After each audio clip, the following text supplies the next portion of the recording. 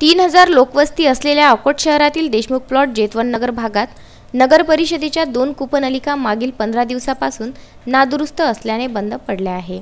त्यामुळे नागरिकांना भीषण पाणी टंचाईला सामोरे जावे लागत असून पाण्याची इतर सुविधा नसल्याने या भागातील नागरिकांना पाण्यासाठी नगर परिषदेच्या एका टँकरवर अवलंबून राहावे लागत आहे। पाणी भरताना मोठ्या प्रमाणात वादविवाद निर्माण होत असून त्यामुळे कायदा सुव्यवस्थेचा प्रश्न निर्माण होण्याची शक्यता नाकारता येत नाही। जेतवन नगर भागातील बहुतांश नागरिक हे मोलमजुरी करून आपला उदरनिर्वाह चालवितात।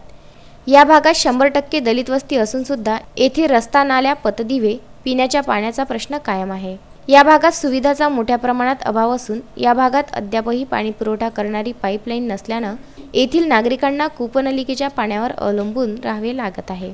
तरी या भागातील नागरिकांची रस्ता, नाल्या, पतदिवे तसेच पाण्याची व्यवस्था करण्याची मागणी या भागातील नागरिकांनी नगर परिषदेकडे केली आहे। सारंग कराळे, विदर्भ न्यूज, अकोट।